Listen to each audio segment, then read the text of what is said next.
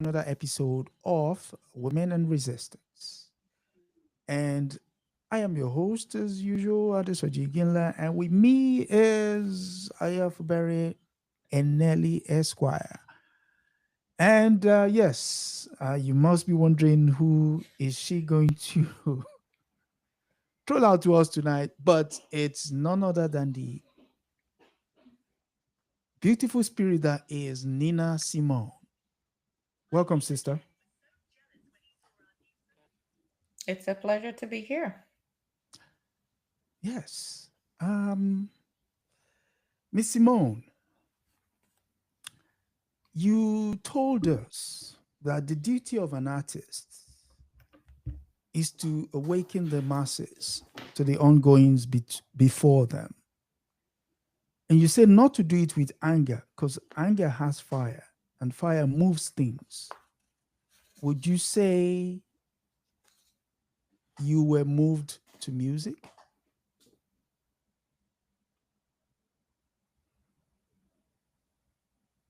Interesting question. Moved to music. Do you know this about me? When I was 6 months old, they said they would put musical notes in front of me, and I knew what those notes were. We were in church. My mother was a minister, and they were singing a song. And I just went to the piano and I could play by ear. I played in the church when I was just 3 years old. So the music moved me. My whole life is my music. My first love is my music. My last love is my music. I was born with it, it was born inside of me. Yes, me and my music. And I sacrificed a lot for my music. Yes. Hmm. That said, I mean, you told us at your 6 months you were already hitting the keys. Yes.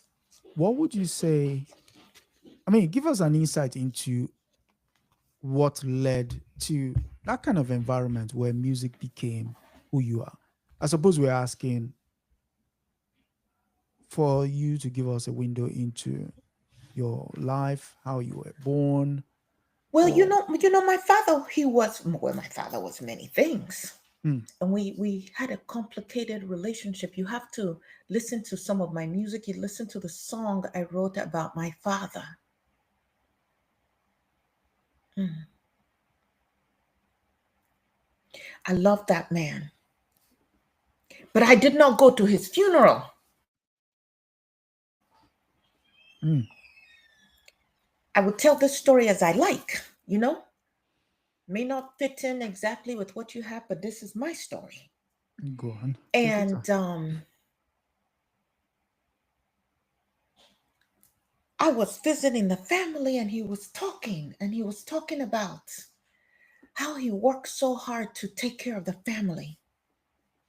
And I was upset because I was working. I was sending money home for the family. I was taking care of home for the family.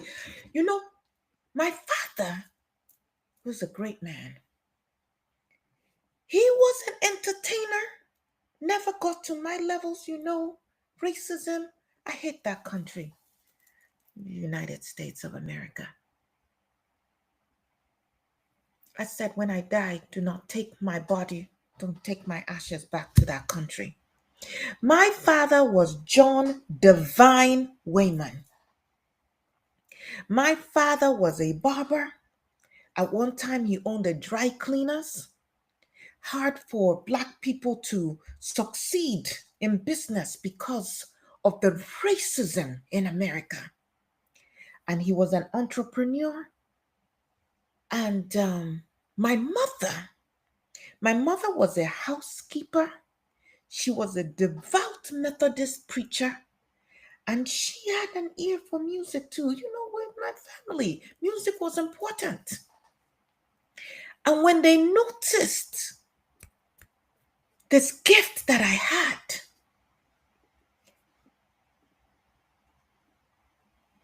a woman that we called Miss Mazzy, she took me under her wings and began to teach me classical piano. Oh, I love Bach. I love Bach. I love Bach so much. And I would play. I was a prodigy. I was a child. I was a child musical prodigy. And the community, they rallied around me. They provided scholarships for me. And so I graduated. You know, I was born in North Carolina, Tryon, North Carolina. And I graduated at the top of my class at 15. I was brilliant. And then I attended Okay. Juilliard School of Music in New New York. York, yeah.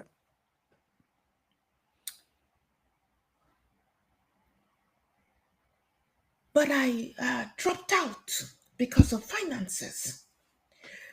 When we tell these stories, I wonder how many people never got to live their dreams or use their gifts because of the color of their skin. Mm. You know, I am a Black woman, and I'm a proud Black woman.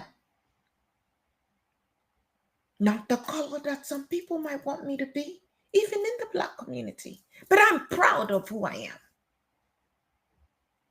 And I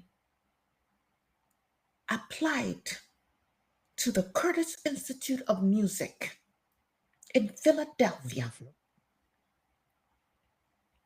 In fact, my parents even moved there with my family. I was the sixth child of 8 children. We were poor. Not poor in spirit, poor in resource. You know, sometimes we would say, Mama, what we gonna eat for supper? My mama was a praying woman. She would say, I don't know, but God will provide. And you know what? God did provide.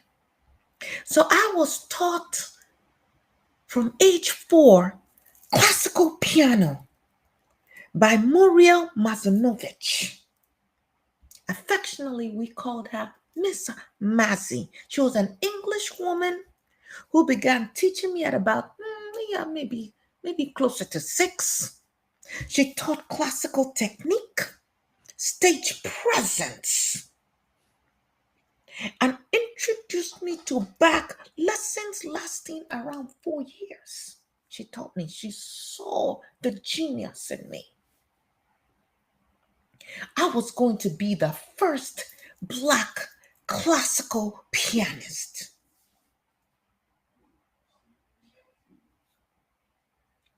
And much to my dismay, the Curtis Institute of Music, they turned me down. Mm. Hmm. Someone should go and investigate their archives if they've not purged them now. I know it was due to my race. It crushed me. I've never recovered from that rejection. I was going to be the first classically trained pianist, and they rejected me. But you know what? In 1954, when I was 21 years old, I went to Atlantic City, New Jersey. I was actually teaching younger kids how to play the piano.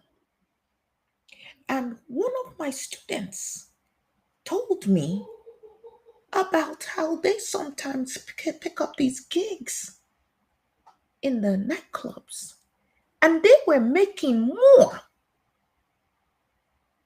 in one setting than I was in a whole week. But I had a dilemma. I told you my mother was a devout Yep. preacher. Yep. Well, what kind of music do they play in the nightclub? It's the devil's music, according to my mother. Worldly music. How was I going to pull this off? I had an idea. I had a friend who would call me Nina, little, you know. And I also admired an actress, Simone, Simone. and I put the two names together, Nina Simone. And so when they would advertise me on the billboards they had for the nightclub, I was Nina Simone. And that way my mother would be no more the wiser. And I would get paid $90 a week. Mm. And I would give most of that money to my parents for the family. I went in just to play. That's my training. I play the piano. But by the second night, the owner says, you have to sing. I have to sing. Well, I Mm. grew up in the church. Sing I will. And I began to sing the songs I was playing. Now, there's this moniker they try to give me, the high priestess of what is that nonsense? Soul. And I said, don't call me that. So she's a jazz musician. Don't call me that. Jazz is the name white people gave to our music to differentiate black music from their music. It's not a no, I don't play jazz. If you want to call me something, call me a folk singer. Call me a folk musician. Because I tell our stories. And I have a blend of gospel, of folk, of classical piano, classical, being classically trained as a pianist. And I bring all of that and I fuse it. Mm. And what you see is what you get. You know, there was an interview I did with the BBC, and they were asking something about sometimes I keep the audience waiting. I said, yes, of course. Of course I do. Because I do what my teacher trained me to do. She said, you know, my birth name is Eunice Kathleen Wayman. She said, Eunice, you don't ever touch the piano until you're ready. And so they can wait. I come out and I share my gift when I'm ready. How do I know when I'm ready? I know when I'm ready. And I know when they're ready. I interrupted some of my performances sometimes. When can you imagine the lack of respect in the world of classical music? When the music is being played, you don't get up, you don't move around, you don't talk. You show respect for the art. And here I am playing my tune in the middle of my song, and someone has the nerve to get up. And I say, sit down. Yes, you, sit down. I'm talking, and I don't play. must show respect for the art. So I'm married. I started to perform. Yes, I released in 1958. I released my first album, Little Girl Blue, Blue. and one of the songs from that, Porgy. I love Porgy. That song, but it did very well, and it kind of put me on the radar. I did marry in 1958. Not a marriage worth talking about. Well, I got divorced in 1960. In 1961, I met an ex New York City police officer, Andy Stroud, and he became my manager. He was the best manager I ever had. And then we got married in 1961, and we had my only child. She was called Lisa Celeste Stroud, but today you might know her as Lisa Simone Kelly. She's an actress and a singer, chip off the old block. Hmm.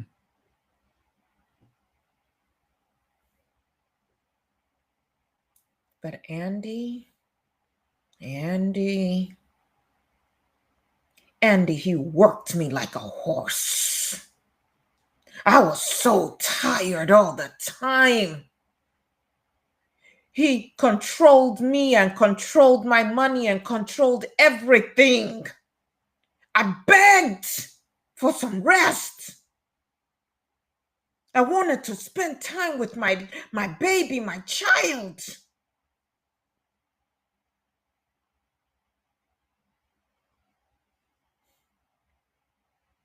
You know,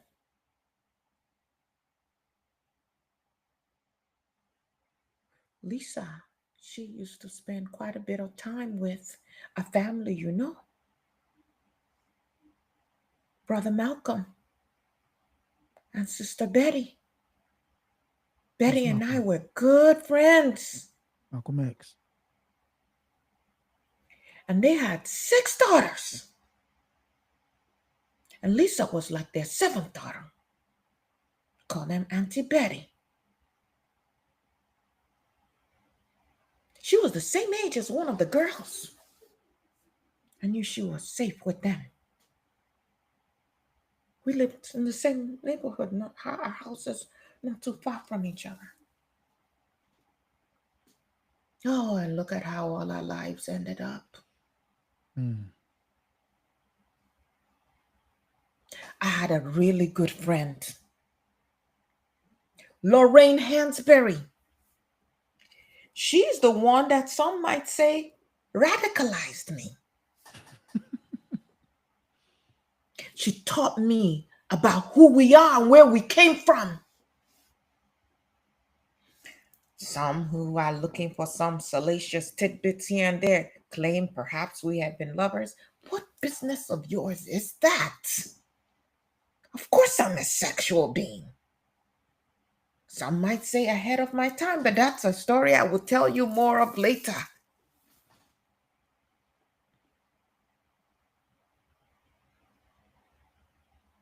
And I would sit. Oh, those were the good days. With Lorraine. Oh, Lorraine left this earth so soon, too soon. I would sit with James Baldwin and Langston Hughes. You know, Langston wrote the lyrics for one of my songs. Yeah. Listen, if you want to know who I am in all my complexities, You must sit with my music. You must sit with my art. My music is me. You must sit with it and let it bathe over you. Let it wash over you. If you want to understand me. Hmm. And there comes the FBI and CONTELPRO. And do you know who had the audacity to be upset with me? My own husband, Andy Stroud. Proud. He said I was messing up my career. By being involved in the struggle. The duty of an artist is to reflect the times in which they live. Is that so difficult to understand? Otherwise, what are you doing? So, my purpose initially was to be a classical pianist, the first Black classical pianist. But that purpose shifted. I got some knowledge about myself. And my purpose shifted to our struggle, our liberation. How could I not write about the times in which I was in? Hmm. And they killed Medgar Evers. And they killed those 4 innocent little girls in Birmingham. And I'm supposed to just come and entertain you when my heart is breaking? When my people are dying?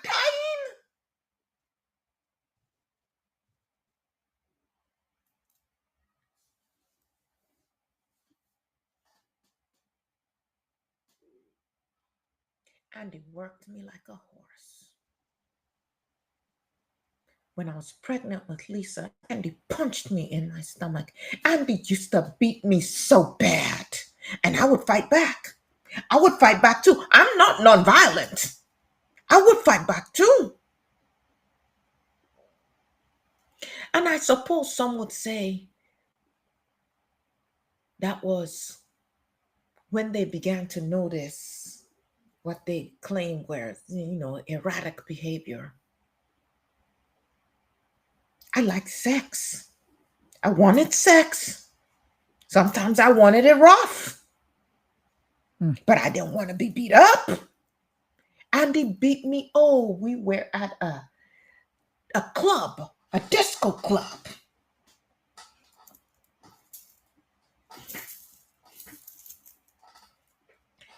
And I'm just enjoying myself in the music and the atmosphere. And some guy handed me a note. I didn't even think anything of it. I just put it in my purse.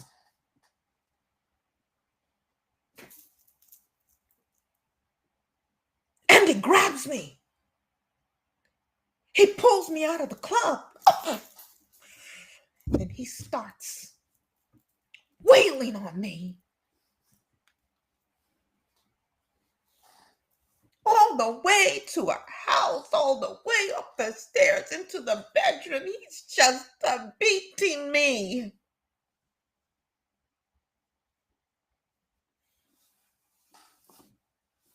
I write about this in my book. I put a spell on you, and he tied me up.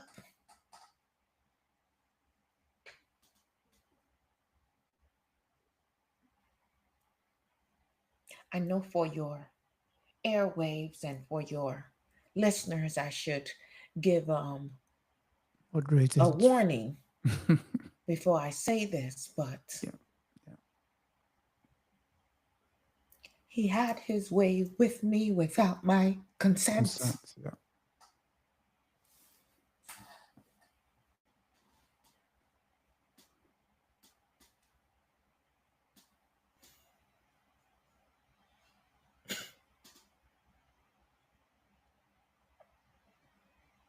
I was a star.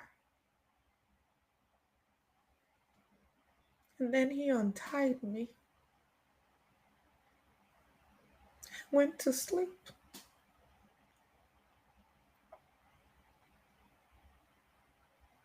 And I left my house,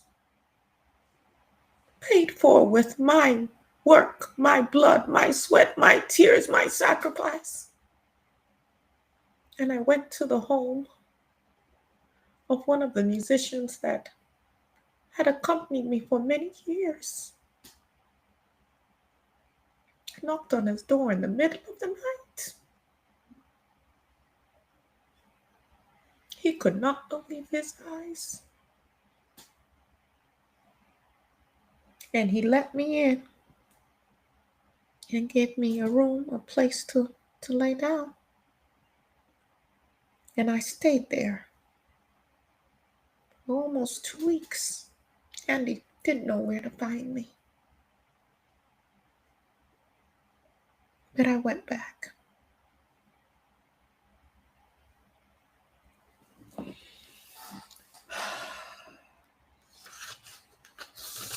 Andy hated what he called protest music. And one time I hated it too. I hated the idea because how do you distill the pain of a people, the indignities we suffered? How do you distill it into a 3.5 minute ditty? How do you do that?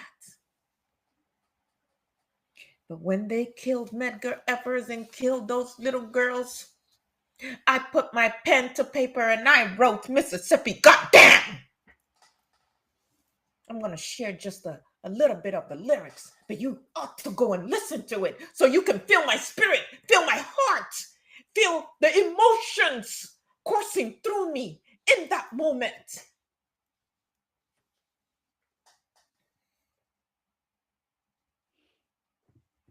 Alabama's gotten me so upset. Tennessee made me lose my rest. And everybody knows about Mississippi, goddamn! Can't you see it? Can't you feel it? It's all in the air. I can't stand the pressure much longer. Somebody say a prayer. This is a show tune, but the show hasn't been written for it yet. Hound dogs on my trail. School children sitting in jail. Black cats cross my path. I think every day's gonna be my last. Lord, have mercy on this land of mine. We're all gonna get it in due time. I don't belong here. I don't belong there. I've even stopped believing in prayer. Don't tell me. I tell you. Me and my people just about due. I've been there, so I know. They keep on saying go slow. But that's just the trouble. Do it slow. Washing the windows, do it slow. Picking the cotton, do it slow. You're just plain rotten, do it slow. You're too damn lazy, do it slow. The thinking's crazy, do it slow. Where am I going? What am I doing? I don't know. I don't know. Picket lines, school boycotts. They try to say it's a communist plot. All I want is equality for my sister and my brother and my people and me. Yes, you lied to me all these years. You told me to wash and clean my ears and talk real fine just like a lady, and you'll stop calling me Sister Sadie. Oh, but this whole country is full of lies. Y'all gonna die and die like flies. I don't trust you anymore. You keep on saying, go slow, go slow.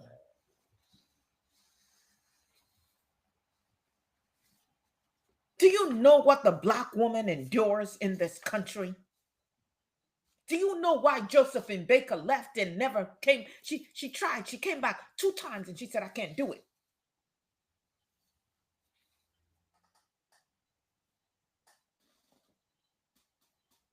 Then they killed Malcolm.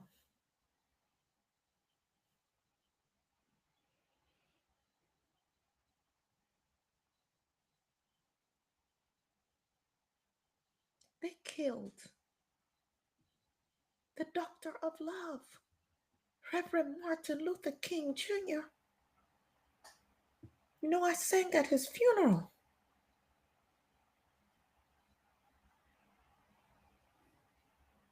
10 children no longer with fathers.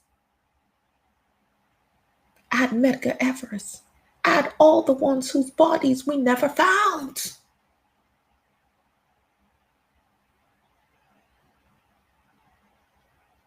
I too began to sing Strange Fruit. Fruits. You should listen to my rendition of it. We had to speak up. You can't be silent.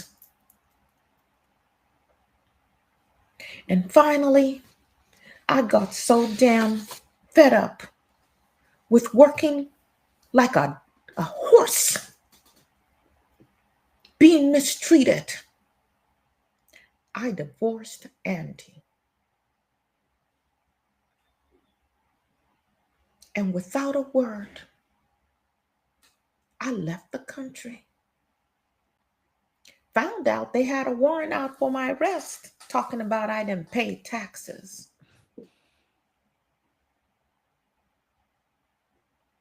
The goddamn liars that they are. They did eventually get my home. They took it. They took it all. And they can have it. Same thing the music industry did. Pirating my music all over the place, never wanting to pay me what I was worth.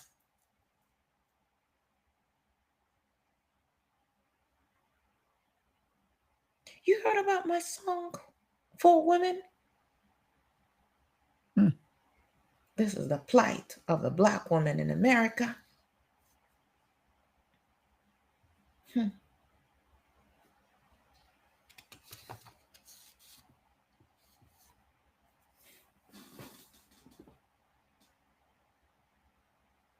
I named them Aunt Sarah, Saffronia, Sweet Thing,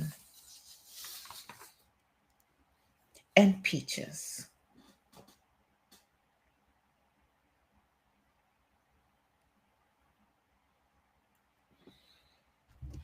I need a damn cigarette.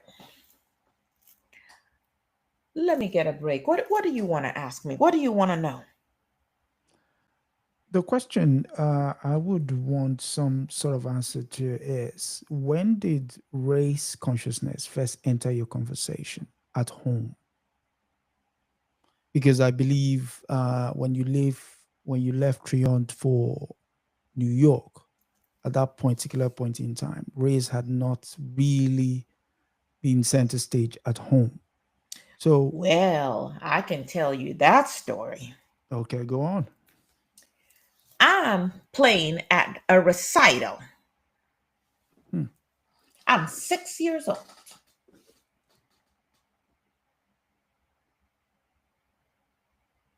This was to happen later in life as well. And all of these white people sitting in the front row, taking up all the seats. And my parents came and found a place and they sat in the front. And they were told no, they had to go to the back. All these people came to hear the child prodigy. And they told my people, whom I came out of, they had to sit in the back. And that was my first memory of racism. Okay. I was 6 years old. And I said, my parents have to sit here. Later in life, it happened again. And I said, if my mother can't sit where she can see my hands, just one play. And I meant every word of it. I meant every daggone word of it. Mm.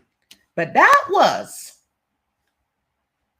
the beginnings of understanding this racial cloud that always hovered around us. Mm. What? You know what? We don't want to live with you. We just want our space and you leave us alone. Leave us alone. That's all we want. But they won't even do that. I want to share with you the lyrics of that song, that For Woman that I was telling you about. And you know, when you come to see me play, when you come to hear me, you get all of me. You get some piano playing, you get some singing, and you're going to get my monologue too. Or you can leave. That goddamn Andy said I was messing it up because I would not stick to commercial tunes, to just entertaining the white people. And do you know that when I released Mississippi Goddamn, these people, and I'm being generous calling them that, it's racist. They had protests Oh. and burnt my albums. They didn't protest the KKK. They didn't protest the FBI. They protested me. They didn't protest the people who killed those young girls, cut their lives short. They didn't protest that. They protested me for telling the truth. What kind of people are those? I don't want to live next to them. Mm. So they And they were had to busy. go. And they had to go. So this is just some of the lyrics of the song. I'm tempted to break out into song. My skin is black. My arms are long. My hair is woolly. My back is strong. Strong enough to take the pain inflicted again and again.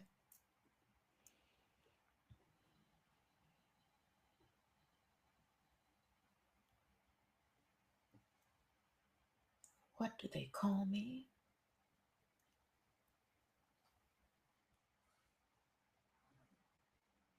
My name is Aunt Sarah.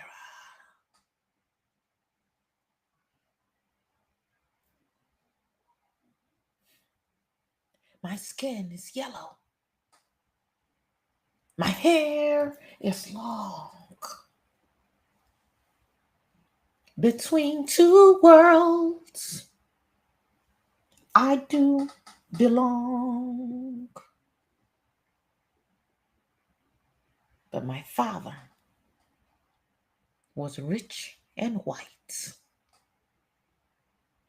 He forced my mother late one night. And what do they call me? My name is Saffronia.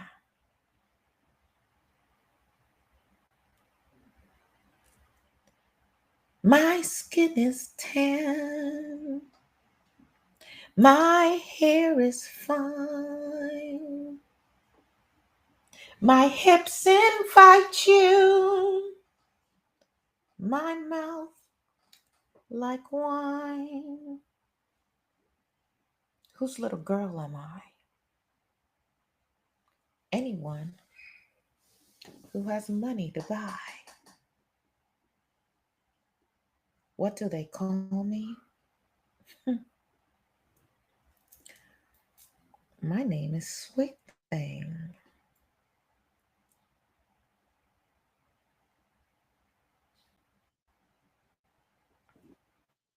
My skin is brown. My manner is tough. I'll kill the first mother I see. My life has been rough. I'm awfully bitter these days because my parents were slaves. What do they call me?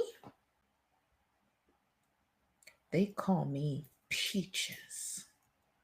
Do you know what women, black women, have experienced in this here, the United States of America? I left. I had to leave. I had to leave. I left. I left. I went to Barbados. I lived in Liberia for 3 years. It was the best time of my life. The president's daughter gave me a house on the beach. Whoo! You know, Liberia, that's where the African Americans, as they call us now, the Negroes who couldn't stand America, they went to Liberia. The Oh boy. nightlife was something else. Oh my God. Woo! One night. Oh, I was in my realm. I got up on that table. I stripped. I took every piece of clothing off and I just danced. Woo-hoo!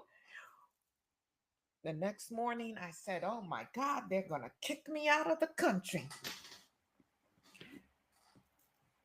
But the president, he actually came the following night hoping to catch an encore.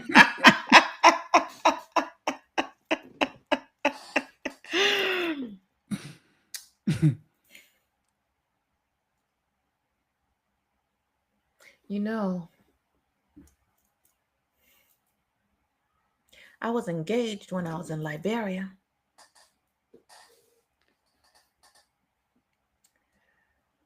I was engaged to the father of the prime minister.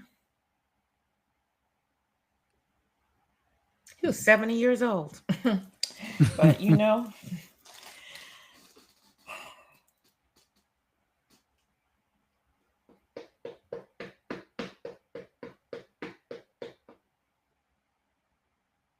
it wasn't meant to be.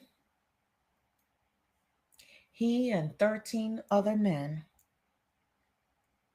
were arrested, tied to poles, and shot to death on the beach.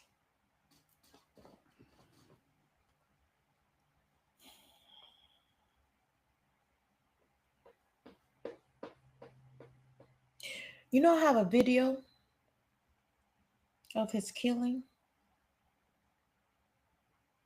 and every once in a while I will still watch it.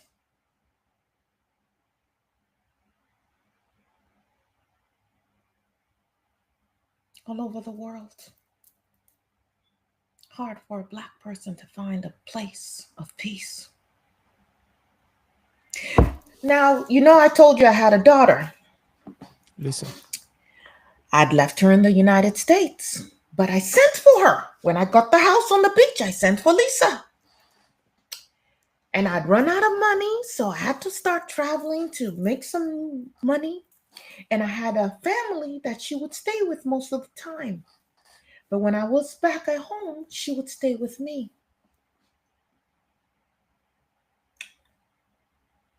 I'm a truth teller. I tell the truth. You take all of me, just as I am, everything. I loved my daughter dearly. But I was not a good mother.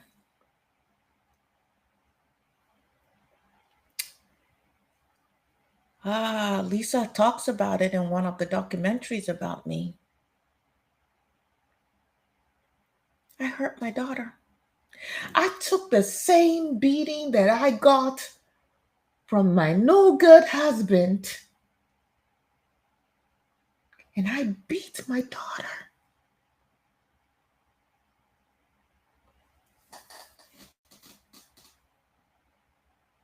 When she was 14, she got on a plane and she went back to the United States. She went back to live with her father.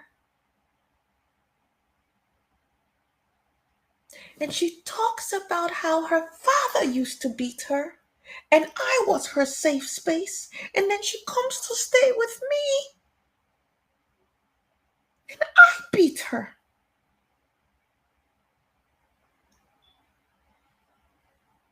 We were estranged for many years. She had a child. I hadn't even seen my grandchild.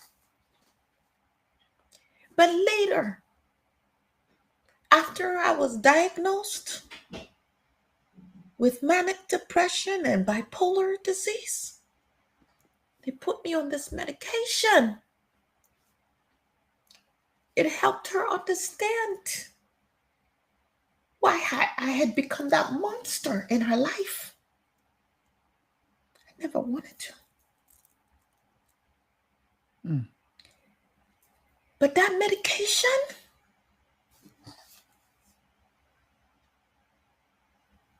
I suppose it gave me a second chance to continue with my music. But it also had an effect on my motor skills. They said over time, and on my speech. So if you watch some of my later interviews, Yeah. it You don't come judge to. me. Don't judge Yeah. me. You gotta take me as I am. Everything. So I lived in Liberia, and then I had to leave. And I lived in Switzerland for some time, and I lived in the Netherlands, and I also lived in France. Now there's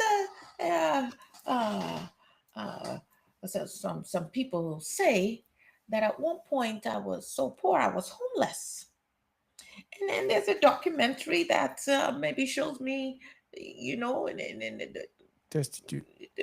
yes, I suppose I was never homeless, never, never, not me. I always found a way. Mm. In the 1990s, I did settle in France, and that is where I ultimately died Oh, after battling breast cancer for quite some time. so you were neighbors with James Baldwin No, with Malcolm X. in France Oh yeah, oh yeah, yeah, oh yeah, yes, yes, yes, yes, yes. Um, because he said, and I mhm. quote, "This is the world you have made for yourself, Nina. Now you have to leave it." So I suppose the question would be, did you live that life? The hardest person I ever had to live with is myself. Mm.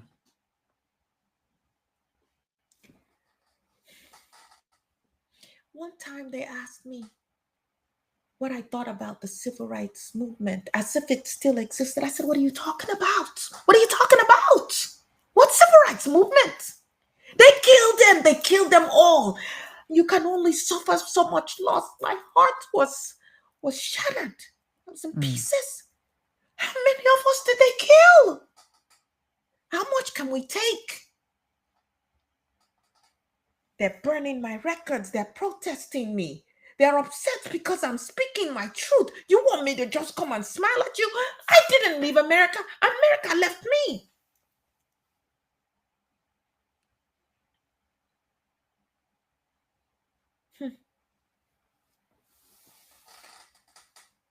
This whole country, I tell you, full of lies, full of lies, full of lies. And I'm not going to pretend as though it's different. Mm. Over my lifetime, I released over 40 albums. We don't know. because they steal so much, they say somewhere between 1 to 2 million records I sold in my lifetime. Then I died. You can't even watch a movie without hearing my song. They play my Yeah. music all the Yeah. time. All the time. You know, they used one of my songs for Chanel number 5. That was good. I did get paid from that. Since I died, my catalog, they say, has sold over 10 million units. And can you imagine? I know that you've been talking with other women. I know you've heard this story before. After the Curtis Institute of News for Music rejected me, changed the trajectory of my life, I never recovered from that blow. Mm.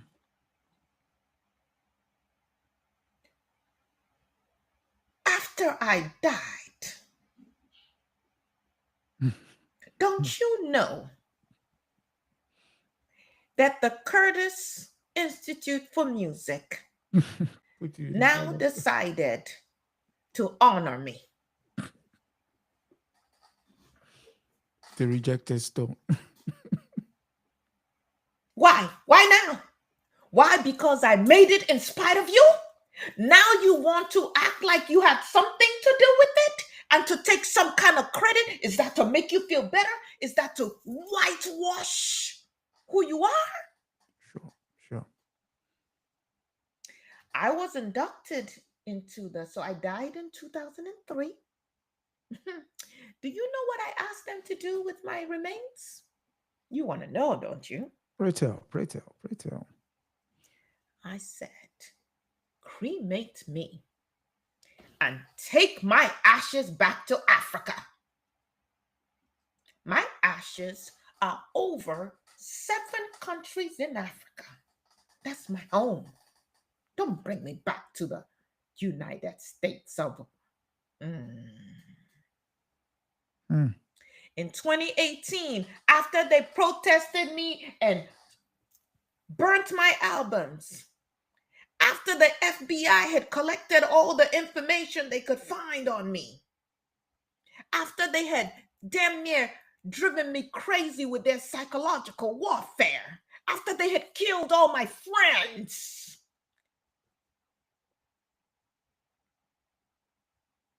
and just sabotaged the entire civil rights movement, after all of that, the United States of America honored me with a stamp in 2023. Oh my God. I don't want your damn stamp. I want the liberation of my people. I am not home in America. Africa is where I go to breathe.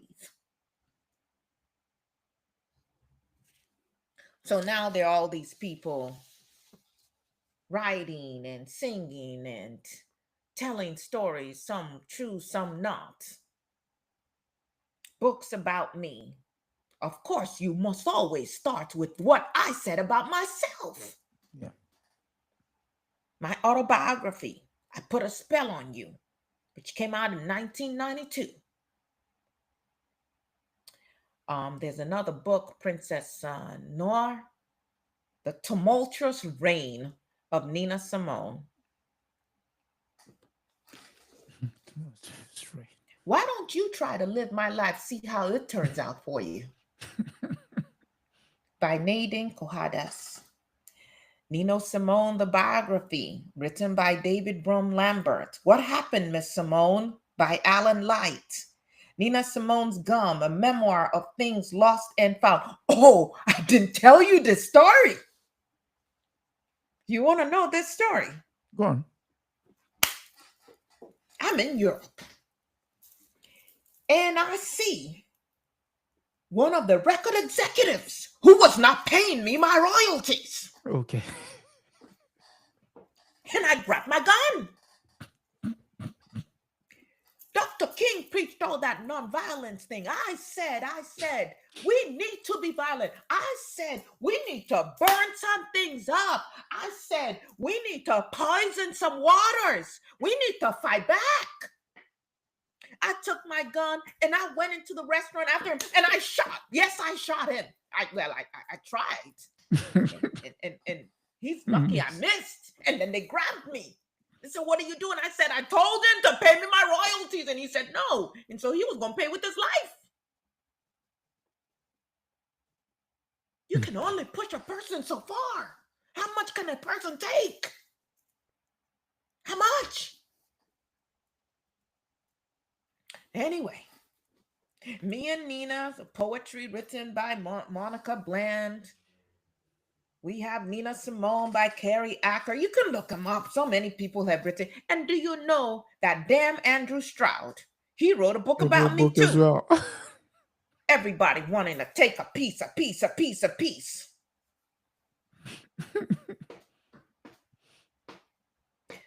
I feel like singing a song. Do you know how it feels to be free? Oh, I just want to feel free. You know what freedom is? You know what it is to feel free? To feel free is to have no fear. No fear, no fear, no fear.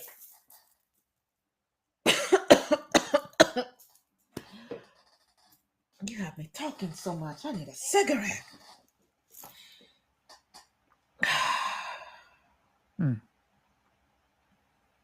And of course, there are the documentaries.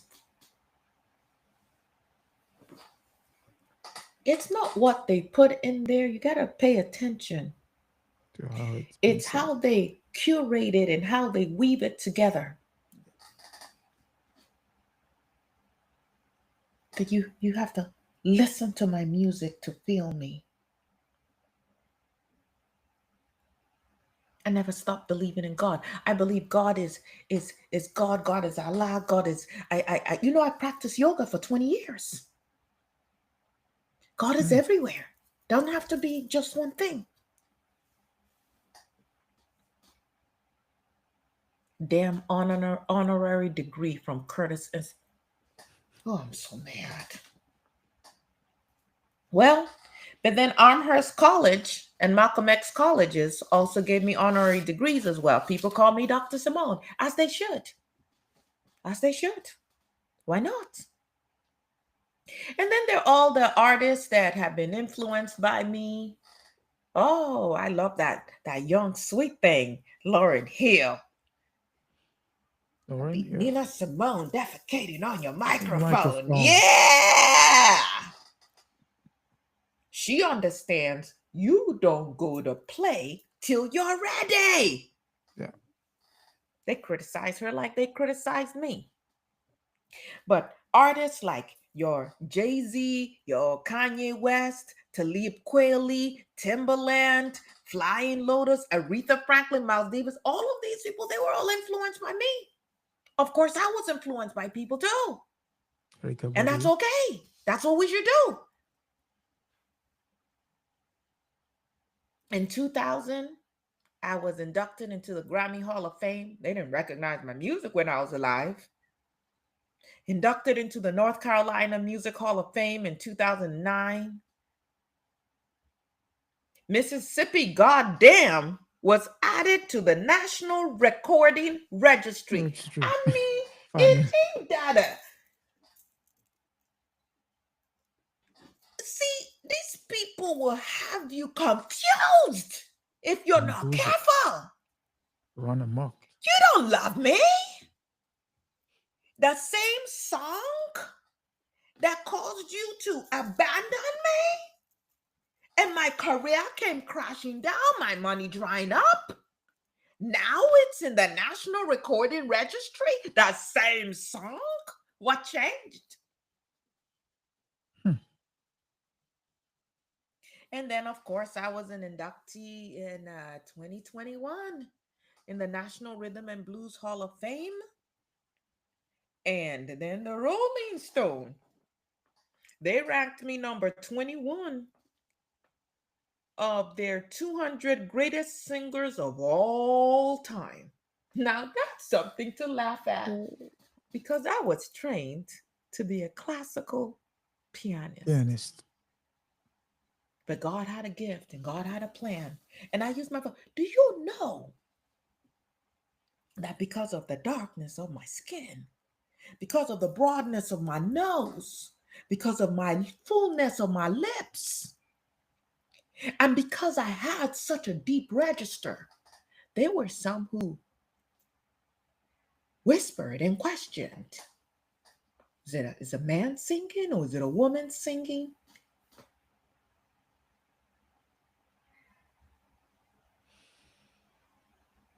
Mm.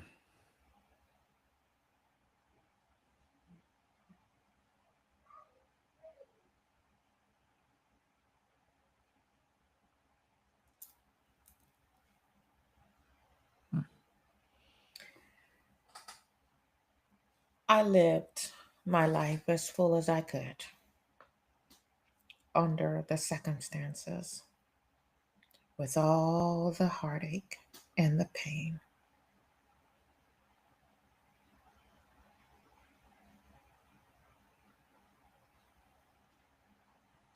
I was low many times,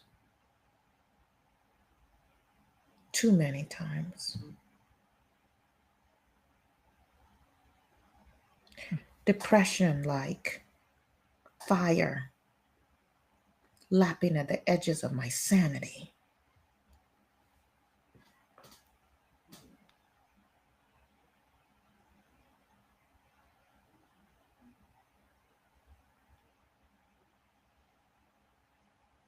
But I was authentically me.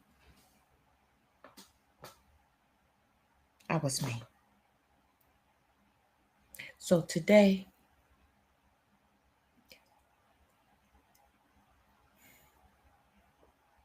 I have a statue on Trade Street in Tyrone, North Carolina. Went up in 2010. There's a Nina Simone street in the Netherlands. This little black girl, this little dark skinned black girl from a poor family. Carolina. And there are plaques and scholarships in my name at the Curtis Institute. I played the Village Gate. I played Carnegie Hall. I played the Newport Jazz Festival. I played I marched with Dr. King. I was part of the Selma rally. That Selma March, I was there. I played the Montreal Jazz Festival in Switzerland. I played the Olympia Theater in Paris, France. I played the Royal Albert Hall in London.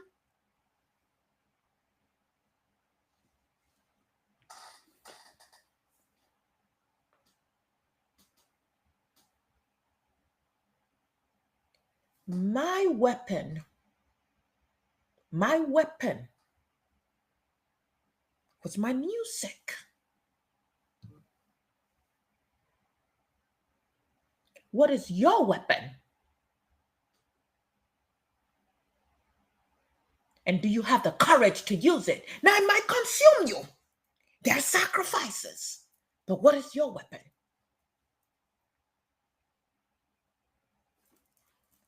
I'm done. Mm. Well, I mean, you've taken your time on stage to remind us that music can be a pulpit, the piano, your podium. One will be reminded that your legacy is not just musical, it was ideological and it was resistance personified. From 6 years old, even up to your last breath. Asking for your ashes to be spread in Africa will be seen as defiant to those who sought to cage your spirit within the shores of the United States. So, thank you for coming through.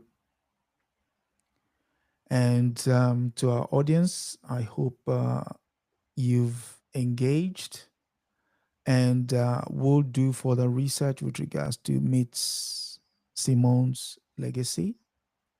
And be reminded that this series focuses on women and their contribution to the act of resistance during this ongoing struggle because it never stops. It's an ongoing thing. And in that light, next week we will be looking at the lives and times of Ama Ata Aido. It's probably a name that most of you have never heard before, but next week you should see who she is. Again, the name is Ama Ata Aido. And to Miss Simone, I would say thank you very much for coming through. And any last words for your teaming fans out there?